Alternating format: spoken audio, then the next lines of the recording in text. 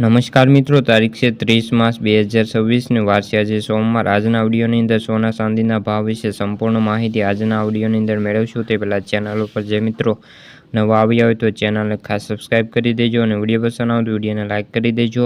તો મિત્રો, પાછલા ઘણા વર્ષોથી સોનામાં સૌથી મોટો ઘટાડા થયા પછી લોકો ખરીદી કરવા લાગ્યા છે અને સોનાની ખરીદી માટે યોગ્ય સમયની રાહ જોતા હતા।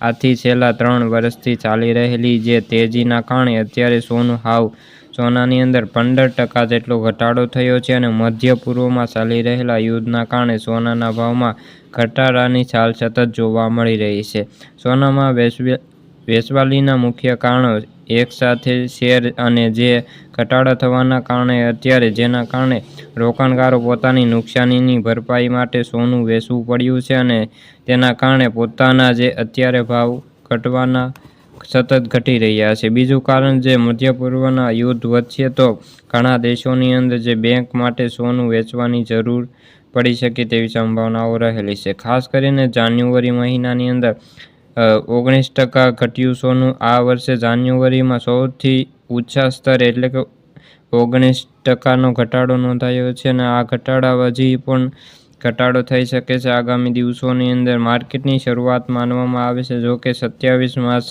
સોનામાં રોકાણકારોએ રસ જોવા મળ્યો હતો અને સોનાની કિંમતમાં 3% સુધી વધી ગઈ હતી, પણ કેટલાક બેંકોનું માનવું છે કે હજી સરકાર દેવામાં છે અને તેના કારણે તણાવને લઈને ચિંતા યથાવત છે।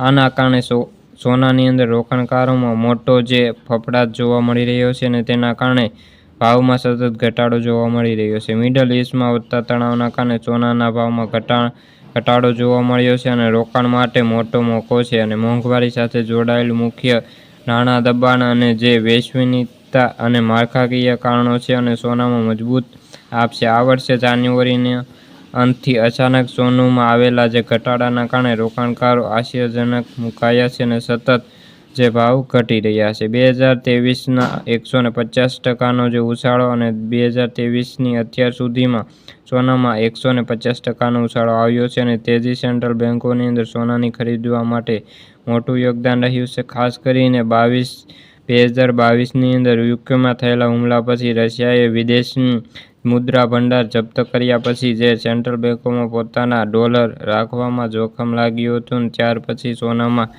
રોકાણ વધવાનું શરૂ કર્યું હતું, જેના કારણે સોનાની કિંમતમાં તેજી આવી હતી। પરંતુ આ વર્ષે સતત 2026ની અંદર યુદ્ધના કારણે ભાવ ઘટી રહ્યા છે। ખાસ કરીને ચાંદીના ભાવ પણ 1 લાખને પાર થઈ ગયા છે અને સોનું પણ 1 લાખે આવી ગયું છે। તો મિત્રો, આ હતી સોના ચાંદીને લગતી આજની માહિતી। વિડીયો ગમ્યો તો વિડીયોને લાઇક અને સબસ્ક્રાઈબ કરી દેજો। ફરી મળીશું બીજા વિડીયો સાથે, ત્યાં સુધી બધા મિત્રોને જય જવાન જય કિસાન।